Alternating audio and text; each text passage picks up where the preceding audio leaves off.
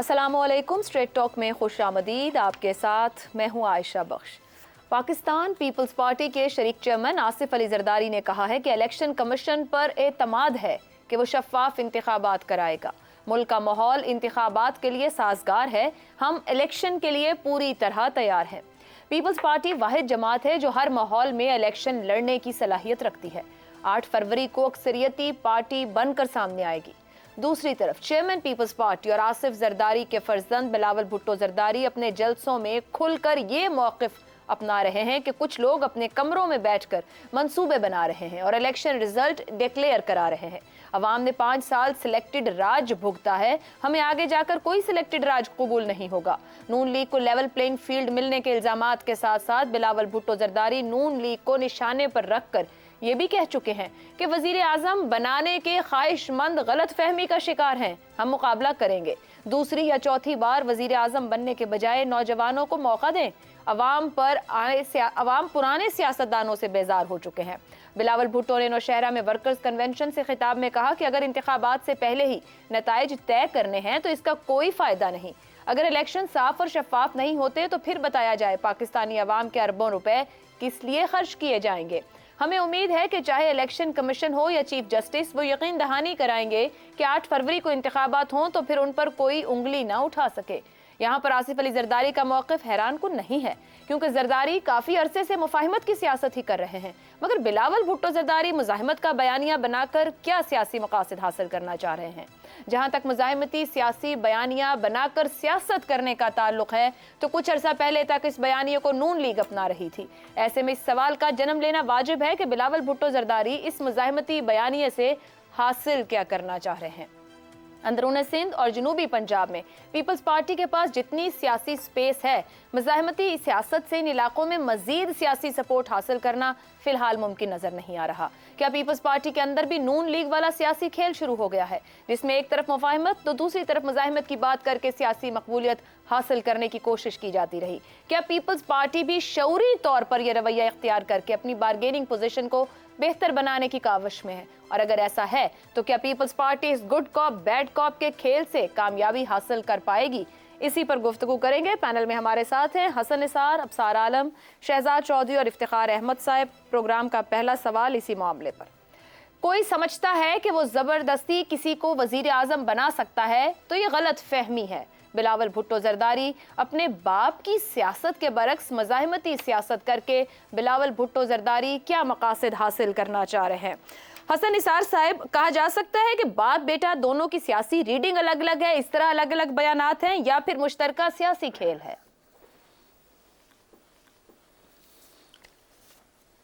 नहीं, ऐसा नहीं है, लेकिन मैं इसका थोड़ा और तरीके से जवाब देना चाहूँगा कि कोई भी सियासतदान कुछ भी करे, मज़ाहमत करे, मुफाहमत करे, तो वो क्या हासिल करना चाहता है। खुसूसन अगर वो पाकिस्तानी है, पाकिस्तान का सियासतदान हो, तो वो बेग बोरो स्टील, झूठ, फरेब, फ्रॉड, ये जो आपने अभी क्या बोला है, वो क्या गुड कॉप वगैरह, अच्छा, मिन्नत, तरला, धोखा, खुशामद, जोड़ तोड़, लाडलागिरी, मक्खन मस्का वगैरह, मकसद सिर्फ और सिर्फ एक होता है, वो होता है इक़्तिदार हासिल करना।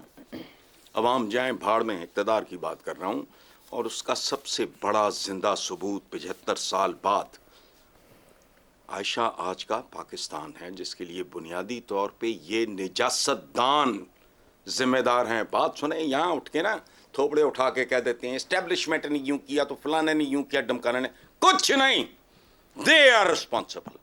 ये पॉलिटिकल एलीट होती है किसी मुल्क की। ये अगर किसी जोगे होते तो मुमकिन नहीं। अगर ये बाक किरदार होते, मेहनती होते, अहलियत होती, सवाल ही नहीं पैदा होता। इंटरफेरेंस होती ही उस वक्त है जब आप कमजोर हों, बददियानत हों, खाइन हों। सो इक़्तिदार के अलावा कुछ भी नहीं है। कोई भी कुछ नहीं चाह रहा सवाए इक़्तिदार के। वेलफेयर वगैरह टोटल फ्रॉड है। इनके मंशूर उठा के देखें। हसन निसार साहब, कतई कलामी की माजरत, आपने खुद एक जुमला भी बोल दिया, मुदाखलत तब होती है जब आप कमजोर हों। तो कमजोर हैं या कमजोर रखा जाता है और ताकत पकड़ने नहीं दी जाती है? ये कमजोरी किसी और को ताकत मुझे रखो खान, जरा कमजोर रखो मुझे। میرا 45 سال کا کیریئر ہے سب کے سامنے, کوئی بندہ انگلی نہیں اٹھا سکتا. کمزور رکھا نہیں جاتا, آپ کمزور ہوتے ہیں. آپ کمیشن کک بیک پہ صرف آئی پی پی دیکھ لو, آپ 100 بار کریں اعتراض کریں, جو مرضی کریں, ڈس ایگری کریں, بٹ میں سیدھی سادھی بات کر رہا ہوں. آئی پی پی یار دنیا میں سنا ہے ایسی ڈیل کا کہ جی ڈالرز میں پے کریں گے اور آپ سے نہیں بھی خریدیں گے تو پے کریں گے. وہ پھانسیاں چڑھا ان کو. کمزور رکھا جاتا ہے, نہیں رکھا جاتا. اچھا چلیں, آپ کسی کو بد کردار رکھ سکتے ہو؟ نہیں رکھ سکتے. یہ بد کردار لوگ ہیں. استعمال کرنا آسان ہوتا ہے نا. Lock stock and barrel. Sir آپ کے خیال میں مزاحمت کریں یا مفاہمت کریں سیاسی طور پر اچیو کر لیتے ہیں, مطلب حاصل تو ہو جائے گا پھر جو حاصل کرنا ہے؟ نہیں نہیں نہیں نہیں نہیں, ہڈی ڈالنی ہوتی ہے ڈالنے والوں نے. وہ ایک ڈھونگ ہے, پورے کا پورا ملک ڈھونگ ہے, ایک بہت بڑا ڈرامہ ہے. تو پھر تو سبھی اسلامی جمہوریہ پاکستان, نام ہی دیکھ لو. دیانتداری سے ہم سارے, میں دیکھتا ہوں کون اس سے ڈس ایگری کرتا ہے. اسلام کا سایہ بھی نہیں ہے, جمہوریت کی جیم نہیں ہے, پاکستان کی پاکیزگی نہیں ہے, تو ہے وہیں. یہ بھی ایک ڈھونگ ہے, بس ٹھیک ہے, دنیا کو دکھانا ہے, آج کل فیشن ہے. جمہوریت جمہوریت کھیل رہے ہیں, ان کو کیا پتا جمہوریت کیا ہوتی ہے. ٹھیک ہے, 850 سال کے غلام جمہوریت. ٹھیک ہو گیا. اب سار صاحب آپ کی جانب آؤں گی. آصف زرداری صاحب الیکشن کمیشن پر اور انتخابی نظام پر اعتماد کا اظہار کر رہے ہیں. بلاول بھٹو زرداری ایک بار نہیں مستقل کئی دنوں سے سلیکٹڈ راج قبول نہیں کیا جائے گا, لیول پلینگ فیلڈ کی نہ ملنے کے اشارے کر رہے ہیں. کیا سوچا سمجھا, یعنی کہ پیپلز پارٹی کی پولیٹیکل اسٹریٹجی کہا جائے, یا پھر دونوں کے کو کہا جائے کہ ریڈنگ علیحدہ ہے, دونوں کو نظر جو آ رہا ہے وہ مختلف دکھ رہا ہے؟ ہو سکتا ہے مختلف دکھتا ہو دونوں کو, لیکن کیا دکھ رہا ہے؟ کیا دکھ کیا رہا ہے ان کو, یہ مجھے بتائیں نا, آپ سے پوچھ رہا ہوں کیا دکھ رہا ہے ان کو. ہو سکتا ہے مختلف دکھ رہا ہو, لیکن کیا دکھ رہا ہے؟ بلاول بھٹو زرداری شکوہ کر رہے ہیں لیول پلینگ فیلڈ نہ ہو, کمروں میں طے ہو رہا ہے کون آئے گا کون جائے گا, اور پھر وہ حوالہ بھی دیتے ہیں کہ 30 سال میں جو کچھ کر لیا کافی ہو گیا. کہہ سکتے ہیں وہ تاریخ کے حوالوں سے بھی بات کر رہے ہیں کہ سیاسی طور پر بالغ ہو گئے ہیں بلاول بھٹو, جہاں وہ اپنے باپ کی جو رائے ہے اس سے ڈس ایگری کر رہے ہیں جب جلسوں میں عوام کے سامنے کھڑے ہو رہے ہیں. کس نے دینی ہے لیول پلینگ فیلڈ؟ کن کمروں میں بات ہو رہی ہے؟ کون کر رہا ہے ان کمروں میں بات ایسے بد کردار لوگوں سے؟ کون کر رہا ہے؟ یہ تو بلاول بھٹو کون کر رہا ہے ان بد پولیٹیکل کردار پارٹی لوگوں کے سے بات؟ سیاسی جماعت کے سربراہ ہیں, وہ جلسوں میں عوام کو یہ بات بتا رہے ہیں. نہیں, وہ تو جلسوں میں بتا رہے ہیں نا, لیکن ہم بھی تو ہے نا, کچھ ہم بھی تو بات کر رہے ہیں نا. ہم جو سیاستدانوں پہ ہر ہفتے ایک سیگمنٹ سیاستدانوں پہ تبرہ بھیجنے کا ہوتا ہے, اس میں بتائیں نا ان بد کردار سیاستدانوں سے کون بات کر رہا ہے, کون کر رہا ہے سر, کون لا رہا ہے ان کو بار بار باری باری. میں تو مجھے تو نہیں پتا, شاید میں بتاتا بھی نہیں, میں تو بولتا بھی نہیں ہوں. میں تو یہ صرف پوچھ رہا ہوں وہ دودھ سے دھلی اسٹیبلشمنٹ کا نام کیوں نہیں منہ سے نکلتا ہمارے؟ یہ بتائیں مجھے, صرف یہ بتائیں, اس دودھ سے دھلی اسٹیبلشمنٹ کا نام کیوں نہیں نکلتا جس نے ڈائریکٹ اس ملک کے 75 سالوں میں سے 35 سال جس نے ڈائریکٹ اور 20 سال انڈائریکٹ حکومت کی ہے. ابھی پچھلے 7 سال سے اس ملک میں سیاستدانوں کی حکومت ہے, ان بد کردار سیاستدانوں کی حکومت ہے پچھلے 7 سال سے. بتائیں آپ کلامی کی معذرت, ہم یہ نہیں کہیں گے کہ سیاستدان بھی تو ساتھ تھے, ایک گروپ آف پولیٹیکل پارٹی یا گروپ آف پولیٹیشین ساتھ تو دیتے ہیں, کہلائیں گے تو سیاستدان ہی. یا تو سیاستدان پھر اپنے گھر کو صاف کر لیں, کبھی وہ سیاستدان یہاں ہیں کبھی وہاں ہیں, اگر ایک ان کے ساتھ ہے تو دوسرا ان کے خلاف ہے. اچیو تو وہی کچھ کرنا ہے پھر ان کو, چاہے مزاحمت سے کریں یا مفاہمت سے. سمپل اصول ہے نا, سمپل اصول ہے سپلائی اینڈ ڈیمانڈ کا. ایسے سیاستدانوں کی ڈیمانڈ ہے تو سپلائی میں ہے نا, ڈیمانڈ کدھر سے ہے؟ زبردست.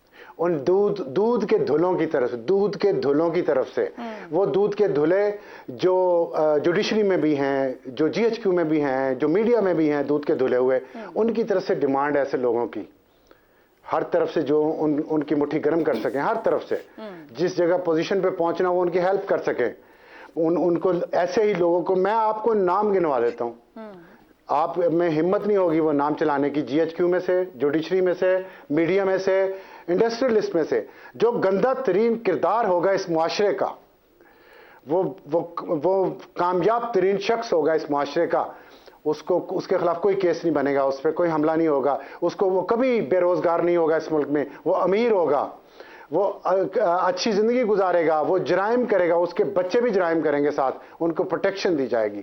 ابھی دیکھ لیں یہ جو ایک اگزامپل آج ہی کی دے دیتا ہوں, جو ایک جج صاحب کے خلاف ریفرنس گیا ہوا ہے, دیکھ لیں کہاں سے ہیں یہ ڈاکیومنٹس, وہ کب گیا تھا ریفرنس ایک جج کے خلاف اور دوسرے کے خلاف کب گیا ہے, کیا کرتا ہے وہ جج اور اس کے بچے, ہمیں نہیں پتا. بول سکتے ہیں میڈیا میں جو کچھ جہاں جہاں سے ہمیں امداد ملتی ہے ہم بول سکتے ہیں کس کو کس طرح کہاں پہ انسٹال, کہاں سے اٹھا کے کہاں بھجوایا جاتا ہے, کہاں رکھوایا جاتا ہے, کتنے پیسوں پہ رکھوایا جاتا ہے, اس کو کیا کہا جاتا ہے مالکان کو کہ اس کی سیلری کی آپ فکر نہ, نہیں کہا جاتا, نہیں کہا جاتا. آپ اپنے ایمان سے آپ اپنے دل پہ ہاتھ رکھ کے یہ بات کہیں جو میں کہہ رہا ہوں غلط ہے.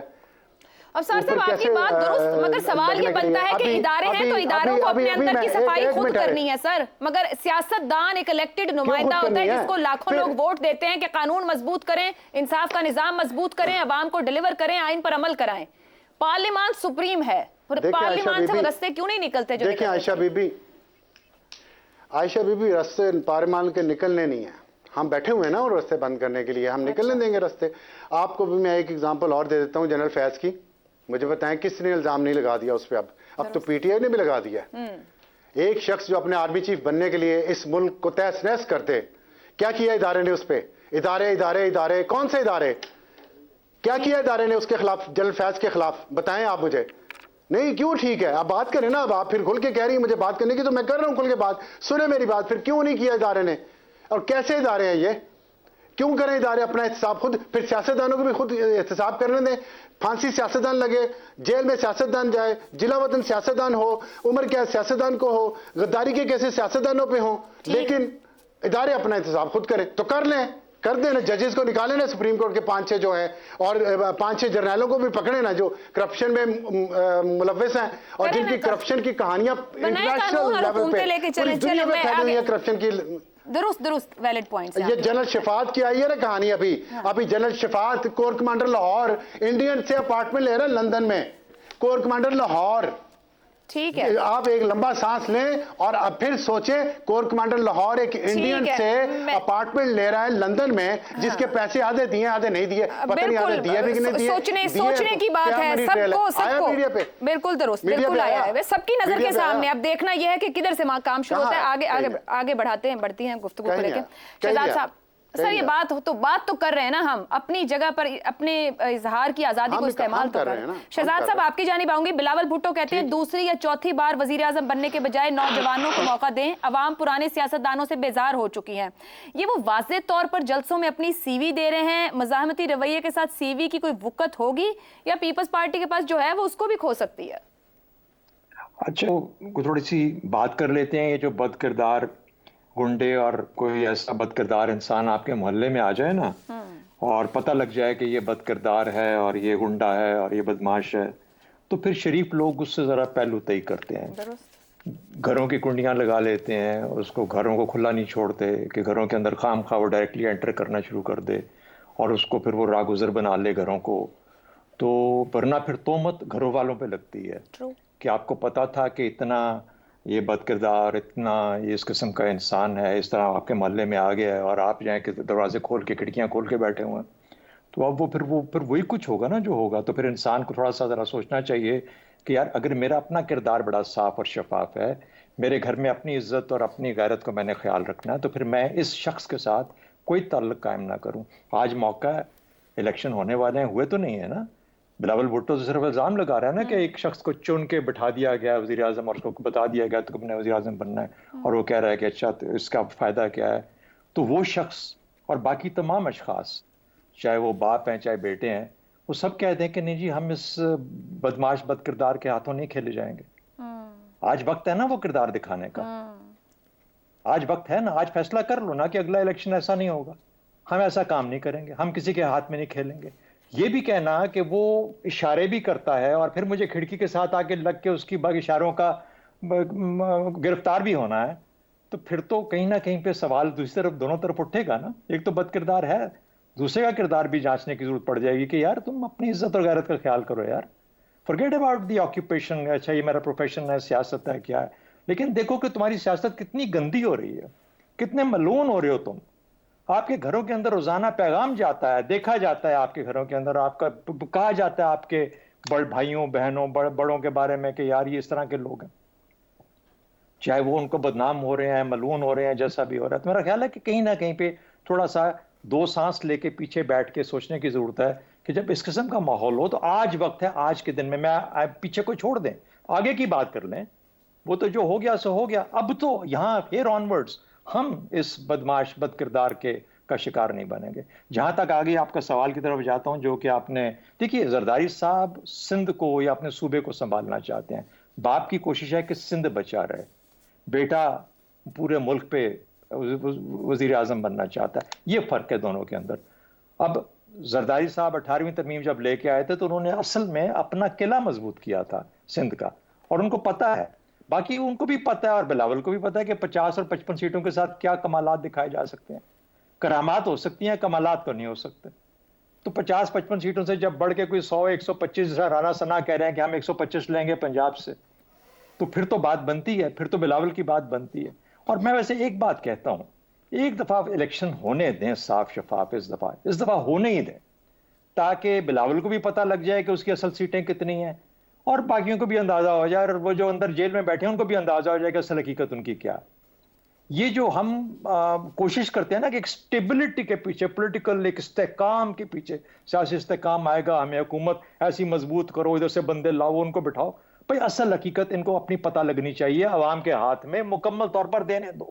یہ جو 30-35 سیٹوں کا پنکچر لگاتے ہیں نا، یہ نہ لگایا کرو، مت لگائیں ان چیزوں کو، کیونکہ اس سے ایک دفعہ یہ نا ان کے دلوں میں جو جس قسم کا دماغ میں وہ چڑھ جاتا ہے نا، ان کے وہ پتہ لگ جائے کہ اصل حقیقت کتنی ہے. شہزاد صاحب، آپ کو لگتا ہے اس بار صاف و شفاف ہوں گے اور ان کو اندازہ ہو جائے گا؟ کیا سیکھ اس لیول پر یہ لرننگ ہو گئی ہے کہ ان سیاست دانوں کو عوام کے آگے چھوڑو، عوام فیصلہ کریں، جو وہ مینڈیٹ دیں اس حساب سے بڑھیں؟ میرے بس میں ہو کروں، میرے بس میں ہو تو میں تو یہ کروں. مجھے کیا پتا کہ کسی نے کیا کرنا ہے، لیکن اگر ہماری باتیں سن کے اور ہم سب کی باتیں سن کے اگر کسی کو ہوش نہیں آ رہی اور اس نے گالیاں کھانی ہیں تو پھر کھاتے رہیں بیٹھ کے گالیاں. بالکل صحیح.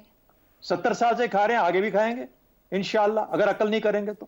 بالکل صحیح ہے. یہ ان کے لیے پیغام ہے جن کو کیا پیغام دینا چاہ رہی ہیں. لیکن میرا دوسروں کے لیے بھی پیغام ہے کہ یار تسی بندے دے پتر بن جاؤ، یار اپنی ذمہ داری کو سمجھیں، تسی کو سیکھ جاؤ، تسی کیوں بدنام ہو رہے ہو؟ وہ تو بدماش ہے ہی ہے. آپ اپنے آپ کو اس کے ساتھ اپنا میل ملاپ کرتے ہو. درست. آج وقت ہے، سوچ لو اس چیز کے بارے میں. ٹھیک ہے. افتخار صاحب، گفتگو آپ کی جانب لاتی ہوں. بلاول بھٹو آج پھر بھرپور بولے. کیا کہا جا سکتا ہے باپ کے برعکس بیٹے کی رائے سیاسی طور پر بالغ ہو گئی ہے؟ جتنی ہم برائیوں یا 70 سال سے ان معاملات اور چیزوں 30-35 پنکچرز کی بات کرتے ہیں، موو فارورڈ کرنا چاہ رہی ہے آنے والی نسل، یہ سمجھ رکھ رہی ہے، یہ وہی پرانا ہی ریپیٹ ٹیلی کاسٹ ہے؟ مجھے تو کچھ سمجھ نہیں آ رہی. آپ کو بھی نہیں آ رہی؟ کون کیا کہہ رہا ہے اور کون کیوں کہہ رہا ہے. ابھی مجھے تھوڑی دیر پہلے سمجھ آئی ویری گڈ کہ باپ بالکل صحیح موقف اختیار کیے ہوئے ہے، وہ سندھ میں اپنے آپ کو بچانا چاہتا ہے، اور بیٹا سیاست پر جو طریقہ کار ہوتا ہے اس کے مطابق کھیل رہا ہے. بیٹے کو بھی اچھی طرح پتہ ہے کہ وہ پرائم منسٹر نہیں بن سکتا موجودہ سیٹ اپ میں.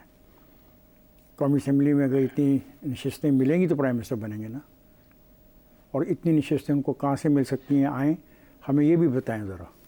اور الزام تراشی جو ہے، کوئی سلیکٹڈ راج منظور نہیں ہونا چاہیے. بالکل اصولی طور پہ تو میں بھی اس کے ساتھ ہوں، لیکن ابھی ہمارے دو شرکاء نے دبے لفظوں میں ایک ادارے کو اس ساری خرابی کا ذمہ دار ٹھہرایا.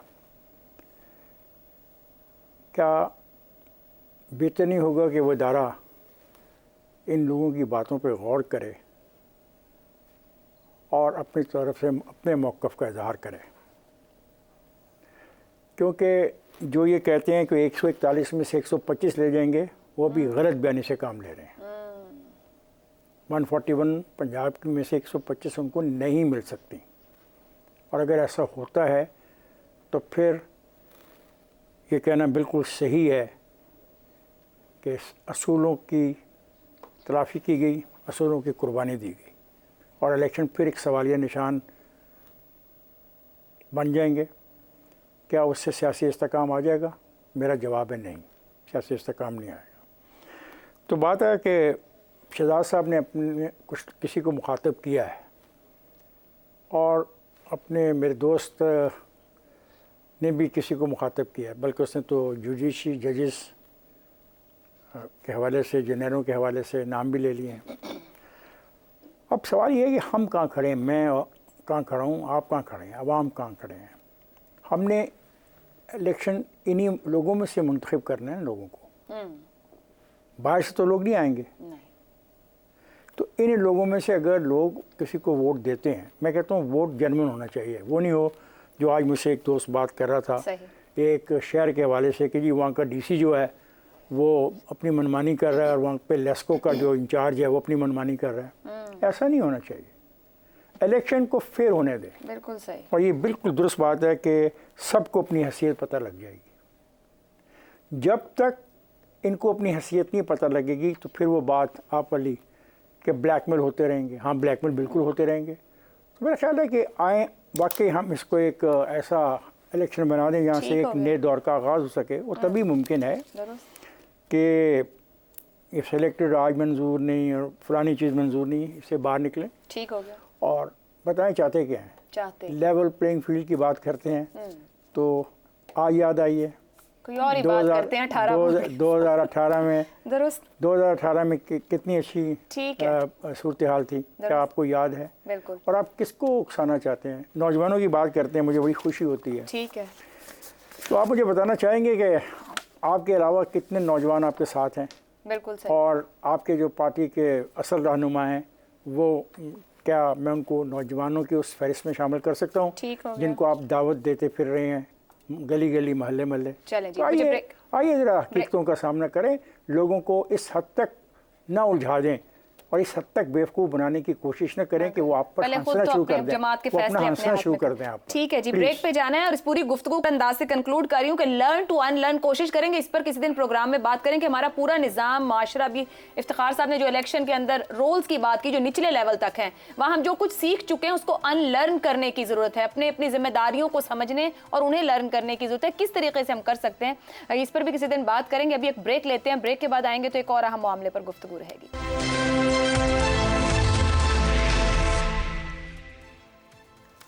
प्रोग्राम में एक बार फिर खुशामदीद। वफाकी हुकूमत ने सिविलियंस के मिलिट्री ट्रायल कलअदम करार देने के फैसले के खिलाफ सुप्रीम कोर्ट में अपील दायर कर दी है।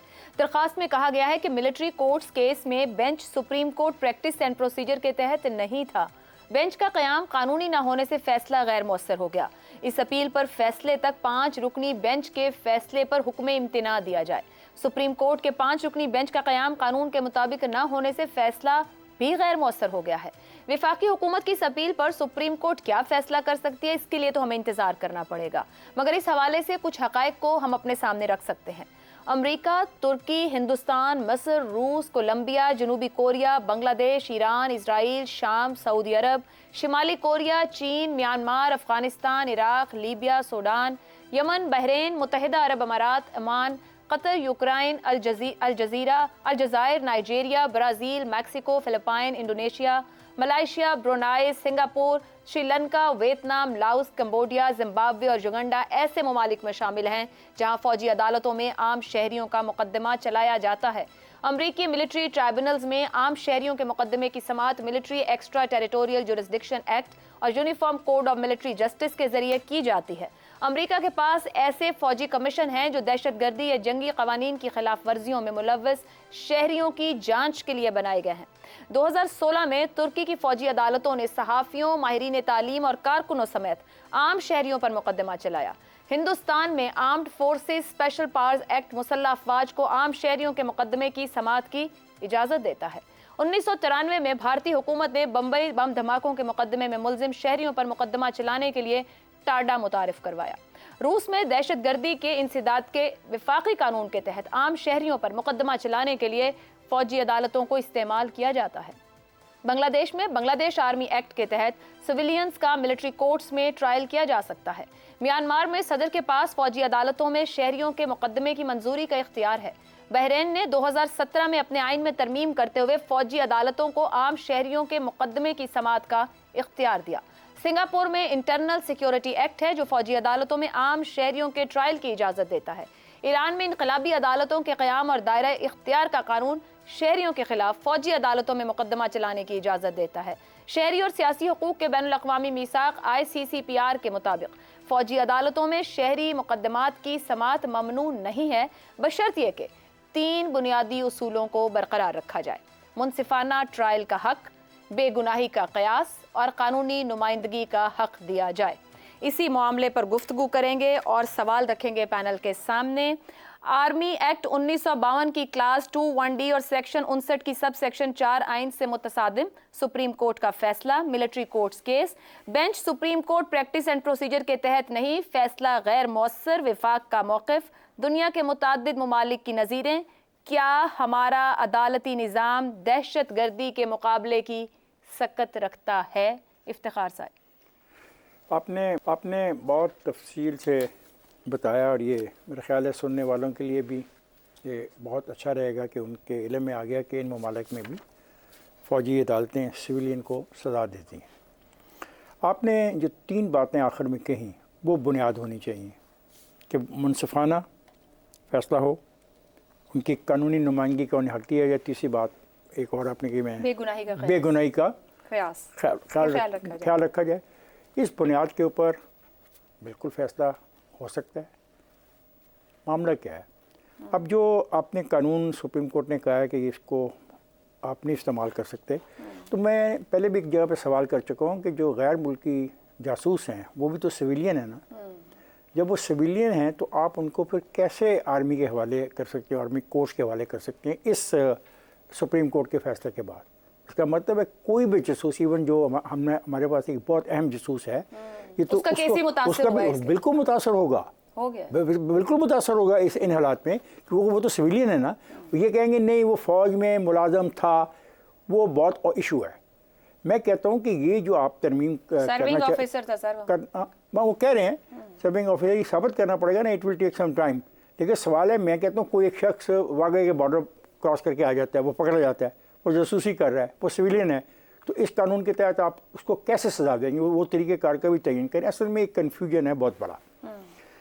یہ جو آپ کہہ رہے ہیں نا court, supreme court practice and procedure, اس کے مستقبل کیا ہوتا ہے میں نہیں جانتا، لیکن ایک بات میں کہنا ایک بات کہنا چاہوں گا سپریم کورٹ کے ججز سے کہ سر 9 مئی کے واقعات جو ہیں وہ ایسے واقعات پاکستان میں کبھی بھی نہیں ہوئے۔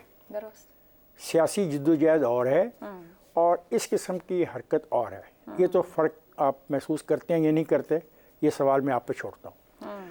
میں مانتا ہوں کہ ان لوگوں کو، خاص طور پہ جو عورتیں اس میں ملوث ہیں، ان کو سخت سزا نہیں دینی چاہیے۔ وہ پولیٹیکل ایکٹیوسٹ ہیں، اور پولیٹیکل ایکٹیوسٹ ایک ایسی غلطی ان سے کروا لی گئی ہے یا ان سے ہو گئی ہے جو ان کو نہیں کرنی چاہیے تھی، تو ہمیں ان کو کوئی نہ کوئی ایک راستہ دینا چاہیے کہ وہ زیادہ سزا سے بچ سکیں۔ ایک بات۔ دوسری بات میں یہ کہنا چاہوں گا سپریم کورٹ کو کہ آپ یہ بتا دیں کہ پھر 9 مئی کا ٹرائل کس طرح کیا جائے، اس کو آپ آئیڈینٹیفائی کر دیں، تو پھر یہ پٹیشنیں جو آ رہی ہیں شاید یہ پٹیشنیں بھی نہ آتی۔ اگر آپ نے پٹیشنیں اس لیے آئی ہیں کہ اب لوگ یہ جاننا چاہتے ہیں، اور جس طریقے سے ابھی ہم نے آپ کو بتایا کہ دنیا کے ان ممالک میں یہ قوانین ہیں، تو ہم کیسے انکار کر سکتے ہیں کہ اب میرا عدالتی نظام کیا ہے؟ آپ یقین کریں میرا عدالتی نظام اس قابل بھی نہیں رہ گیا کہ وہ ایک عام چور کو بھی سزا دے سکے۔ میرا جو عدالتی نظام ہے وہ کسی فراڈیوں کو سزا دینے کی بھی پوزیشن نہیں رکھتا۔ میرا جو ہے نظام یہ قاتل کو سزا نہیں دے پا رہا۔ اس کو جو بینیفٹ آف ڈاؤٹ ملتے ہیں اس قانونی مشغافیوں کی بنا پہ وہ ہمارے سامنے ہیں۔ ایک آدمی دفن ہو جاتا ہے، قتل ہوتا ہے، مرڈر ہوتا ہے، اس کو دفنا دیا جاتا ہے، لیکن ثابت نہیں کیا جا سکتا اس کو قتل کس نے کیا تھا۔ یعنی یہ معاملہ کہاں ہوتا ہے؟ عدالتوں میں۔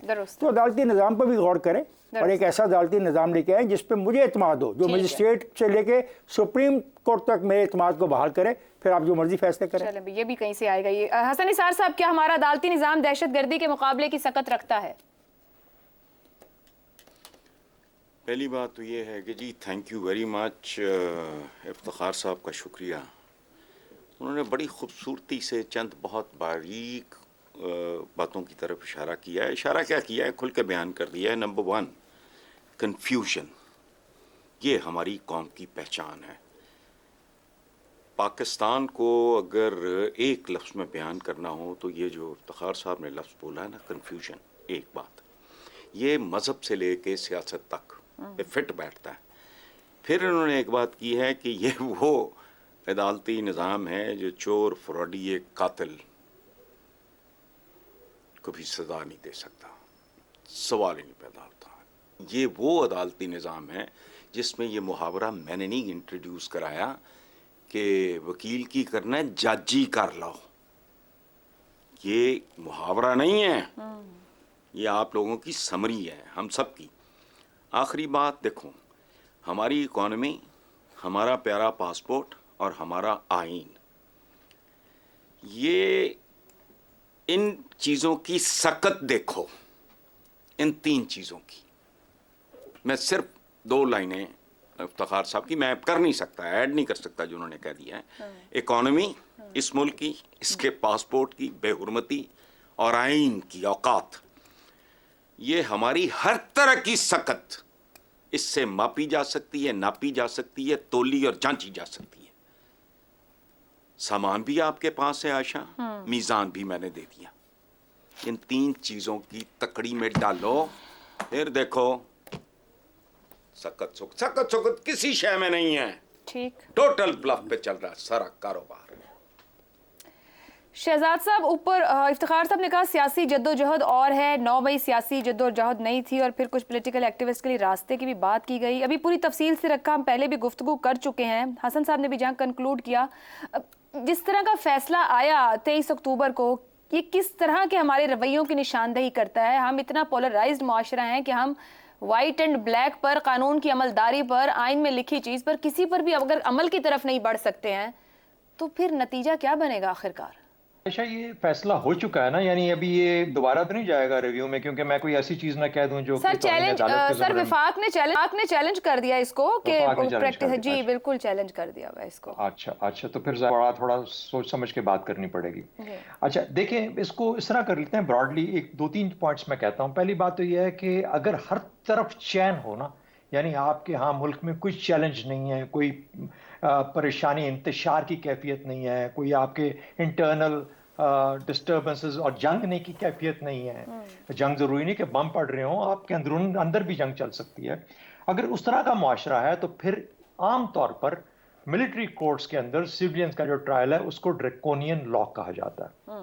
اور خاص طور پر وہ لوگ جو کہ ایک بہت مہذب اور لبرل اور جسے کہتے ہیں جمہوریت پسند معاشرے کے اندر اس کو پرسو کرتے ہیں، وہ جب اس کو دیکھتے ہیں تو وہ اس کو ناپسند کرتے ہیں اور اس کے خلاف ہمیشہ آواز اٹھائی جاتی ہے. ہمارے اپنے ملک میں ملٹری کورٹس کے خلاف بہت زیادہ آواز اٹھائی گئی ہے. اچھا، میں اپنے دماغ میں سوچتا ہوں کہ اگر ملٹری کورٹس نہیں تو کیا؟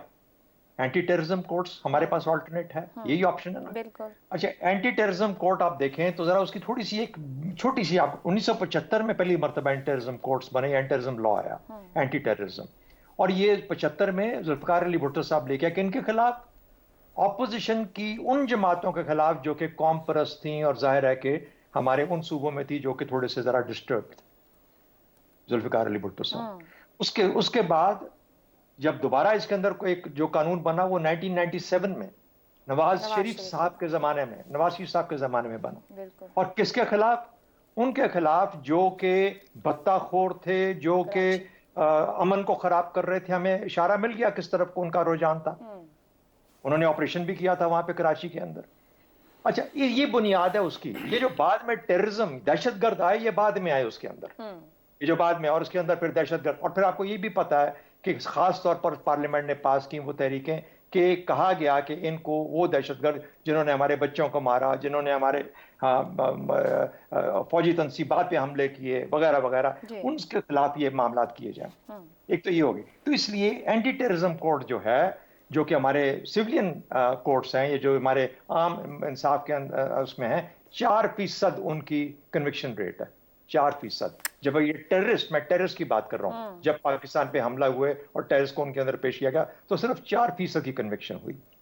اب یہ تو لے کے جاتے ہوں گے بہت ساروں کو، اور پھر کوئی وہاں پہ کوئی لا آف ایویڈنس، یہ قابل قبول ہے، یہ قابل قبول نہیں ہے، اس کو چھوڑ دو، اس کو رہنے دو، وغیرہ وغیرہ. دوسری بات، امریکہ تو ایک بہت ہی شانت ملک ہے نا, ان کو تو کوئی حملہ نہیں ہے ادھر پیسیفک اوشن ادھر اٹلانٹک اوشن, کوئی مائیکل آل قریب پٹک نہیں سکتا سوائے ان کے جو کہ 9/11 کو پہنچے وہاں پہ.